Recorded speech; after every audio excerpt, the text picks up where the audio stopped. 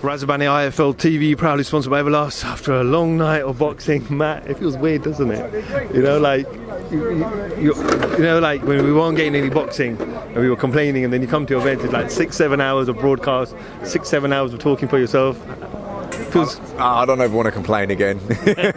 We're blessed, aren't we, to be working in the sport we love. So you're never gonna, even when it's the long slog, I'm never gonna complain or take it for granted. Let's just start off at the main event there, Florian Mark, who I spoke to a lot of people. I missed most of the fight, unfortunately. I was backstage doing some interviews, but a lot of people said that Florian was losing the fight. What was your thoughts on commentary? Florian can control all the way through. A couple of rounds he shared or maybe lost, but I thought he looked like he had another gear if he needed to. Luisetto was throwing more but landing less, and the punch that supported that said that. Florian was a lot more economical. His head movement, upper body movement was good. If you're going to pick a fault with him, sometimes he's good at slipping, sliding, making the miss, but doesn't do anything. When you make a guy miss, you create that. Not only is it a defensive move, but you're creating the opening to land a clean shot. Where sometimes he's happy just to slip, slide, roll underneath, look the part. And it does look the part, and it's good that he's made those shots miss. It's good to see that, but then you want to see him fire those shots back and land, where sometimes he just admires his own work a little bit, his own defensive skills. So that's something I think he needs to work on. I'm not saying every single time he fires back, because then you get predictable, but he's got to mix it up a bit. He can't just be, when you've done the hard part, missing the shot and getting yourself into that position, right now come back and throw some shots.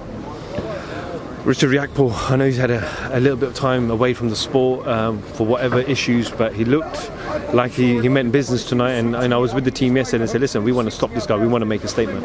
Yeah, look, Duradola, the opponent, was disappointing. I was expecting more from him. I thought he was going to bring the heat and stick it on it more than he did.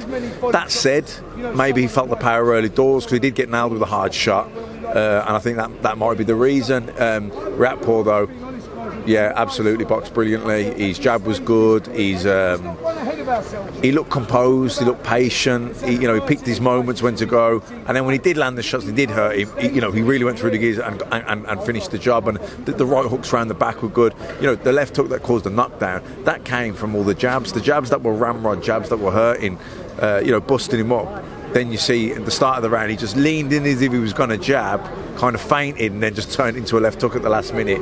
And the guy didn't see it coming at all, bang on the chin. And that's what caused the knockdown. Dan Azeez becoming the British light heavyweight champion. Great fight with Burton. Great fight, but I got to be honest, and I've said it, and he pointed me out, he called me out, and he didn't, because I did pick Burton. I said, everyone's saying this is a 50-50 fight. I said, I don't think it is. I think Burton's a pretty strong favourite here, because if you look at who he'd boxed and his record and compared it to Azeez, he was head and shoulders above. Azeez had a couple of solid wins, like Ricky Summers and I think Andre Sterling, but if you compared it to some of the guys that Hosea had been in with, and the seasoning that Hosea would have been in as well, he's been in the trenches and that, he was a lot more proven. So I thought you've got to make him the favourite, but Azeez just started fast, boxed, there was quite a substantial height difference, but he boxed even lower, which meant Jose had to reach down like this, which left the gap here, left him a bit vulnerable and open. And that was clearly Aziz's plan: stay low and spring up. He really did spring up. When he was coming forward, he really committed to it. There was no half-heartedness. When he was coming, and defensively he stayed nice and tight, compact.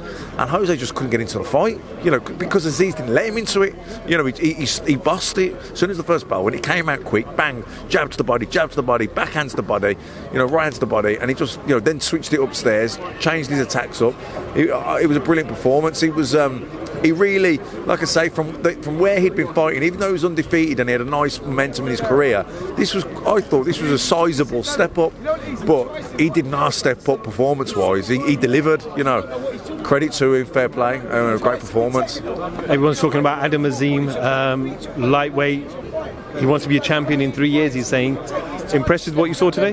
Yeah, it's early days and it's against an opponent he's meant to look good against, but you can only beat who's in front of you, and it's only his second pro fight, and he looked good. Sharp jab, snappy punches, lots of confidence there, you can see. Trying to pull the hand down and hit with the other, looking for the body shots too.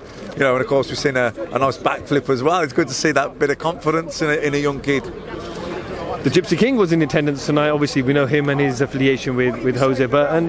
Good to see him out and about. Yeah, absolutely. He's the man, isn't he? He's the man of the moment. He's the heavyweight champion of the world, coming off that great performance against Wilder. It's great to see him here, cheering on his cousin, Hosea Burton. Finally, Matt, before I let you go, I'm not sure if you're going to sleep, but it's obviously the big night in Las Vegas, Crawford-Porter. And I touched on it the other day with you, but still picking Crawford for a victory? Yeah, I do. I mean, some people are picking him to they think there'll be a stoppage here. I don't know, picking a stoppage against someone like Crawford, maybe, if it ends up being a bit of a shootout where if it's that type of fight, then yeah, possibly. But he's a tough guy, any Porter. So I'm thinking Crawford wins. I think he'll step on the gas and close out strong. But I'm picking him on points, but quite wide maybe towards the end.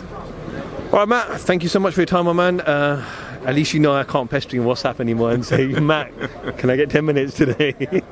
I know, we'll miss our Zoom chats. We will do. Matt Macklin, IFL TV, thank you very much. Thanks, man.